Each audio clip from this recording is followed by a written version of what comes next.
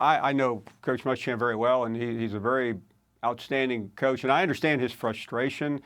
But to make a statement like that in a case like this is just really purely ignorant, especially when we've already laid out all the facts that we know them right now. I mean, you have an unfortunate player who has died. You have several administrators, including the head football coach, on administrative leave. I mean, this is not some fabrication that some anonymous website is putting out. This is an incredibly important story.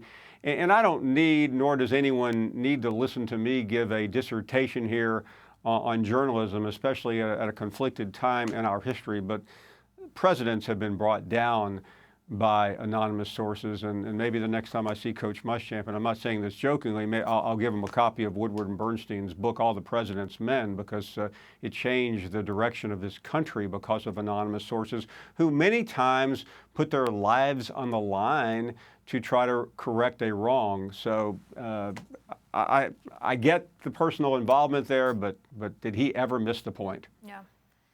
How do you make sense of this flurry, I guess you could call it, of college football scandals? It is disturbing, and some will make a lot more out of this than I think I would, or I'm sure you would. That happens to come from the same conference, but I don't think that's the bigger issue. I think there are a lot of things happening on college football campuses that we just don't know about or don't hear about or are not correctly reported. And I think you could probably go around the country, Kate, and find a lot of issues like this. And what I hope, if there is a positive, and I'm sure a lot of people in Maryland can't find one, or Columbus, Ohio, that through this corrective measures will be taken, whether it's with enabling domestic abusers, or in this case, cleaning up a locker room culture that the fine reporters from ESPN have enlightened the entire country about.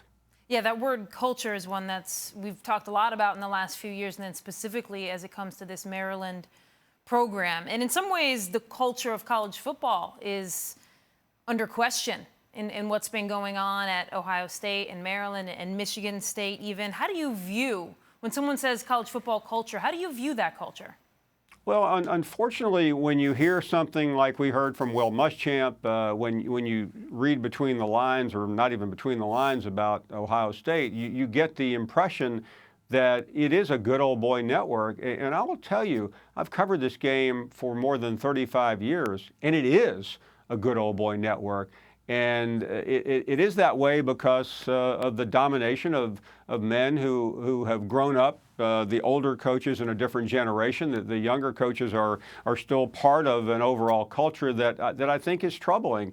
And I'm not the first one, nor will I be the last one to bring this out. And it's not on every single campus, but too many things have been pushed under the rug for too long. And that's the only positive I see out of both of these cases. I just hope, and you hate to see someone lose their job, and I'm concerned that in the Maryland case, there's not going to be any way around it. Ohio State's a completely different situation. One coach has already been fired, and Urban Meyer's career hangs in the balance of a 6-person committee. But things have to change, Kate. I mean, we can't keep doing it the way we've always done it. And while the game is better than it was when Bear Bryant took a bunch of young boys to Junction in the mid-'50s and half the team quit and some nearly died, there's still many serious issues at every college football campus in this country.